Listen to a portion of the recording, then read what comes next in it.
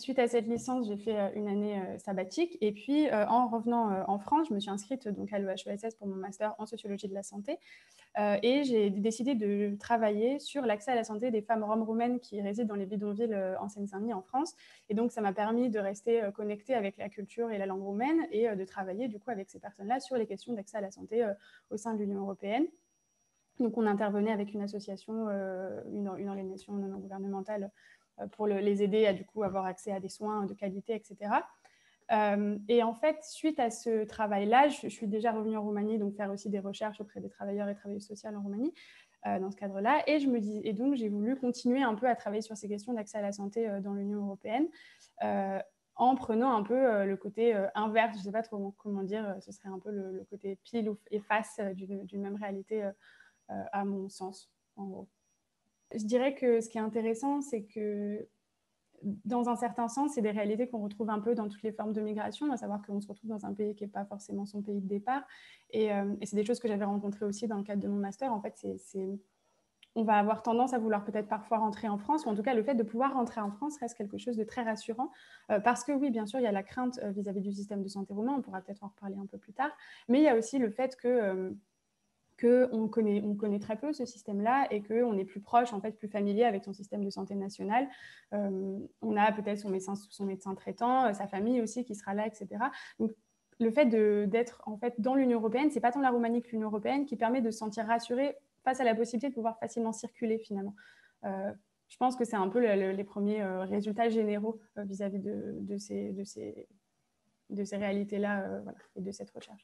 Ça se joue à cet endroit-là, sur notamment la question de peut-être moins pouvoir rentrer en France, voilà, donc de vraiment avoir la nécessité de peut-être mieux maîtriser le système de santé roumain aussi, parce qu'en fait, c'est un système de santé, ça ne se donne pas à lire facilement comme ça, et en fait, il y a beaucoup de gens qui ne savent pas, par exemple, qu'il faut se rattacher à un médecin généraliste, par exemple, ici, pour après être orienté vers des structures de santé, etc. Parce qu'en fait, il y a aussi toute une question vis-à-vis du système public de roumain qui fait que les gens ont plutôt tendance à aller dans le système privé parce qu'on leur aura conseillé. Mais du coup, il y a un peu cette crainte-là de devoir aller dans le système public, et il y a aussi le fait de renoncer, entre guillemets, à faire les allers-retours. Et cette année, ça s'est beaucoup vu avec le Covid. Il y a plein de gens qui disaient « Ah, ben, j'avais rendez-vous chez le généraliste, donc ou chez mon dentiste en France, mais je n'ai pas pu y aller parce que voilà. » Donc, il y a un peu une crainte vis-à-vis du système de santé, mais il y a aussi peut-être parfois le sentiment de déclassement qui peut se jouer en fonction des types de contrats qu'on peut avoir et à quelle santé on va avoir accès aussi voilà, ici. La plupart des gens que j'ai rencontrés ont tout à fait confiance en les compétences médicales des soignants et des soignantes qu'ils rencontrent ici, à la fois dans le système public, à la fois dans le système privé. Par contre, ce qui ressort beaucoup, c'est le manque de confiance dans le système de santé d'État en général, parce que en fait, c'est les moyens, c'est le manque de moyens qui est mis dans ces systèmes-là qui est critiqué beaucoup. Et c'est quelque chose qui est souvent vient en fait de connaissances roumaines. C'est un discours aussi qu'on peut entendre à l'échelle sociale et sociétale en Roumanie. Les Roumains disent beaucoup que le système de santé est complètement catastrophique, qu'il n'y a pas de moyens, qu'il y a de la corruption, etc. Et donc, c'est un discours qu'on va retrouver aussi parmi les gens que moi j'ai rencontrés, parce que on connaît tous et toutes, et que je m'inclus dedans, hein.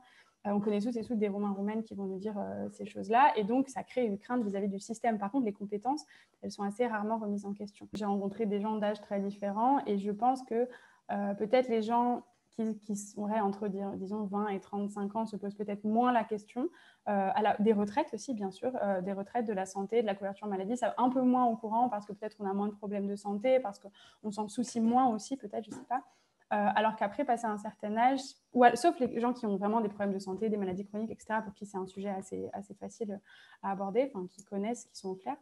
Après, passer un certain âge, en fait, les gens sont quand même plus au clair avec ces questions-là, ou en tout cas se sont renseignés. Donc même s'ils ne comprennent pas très bien, ils se sont renseignés, ils ont cherché des informations, et ils sont plus au clair. Souvent aussi parce qu'on peut avoir des enfants, et que du coup, on a quand même plus tendance à avoir envie de savoir comment ça fonctionnait pour les enfants.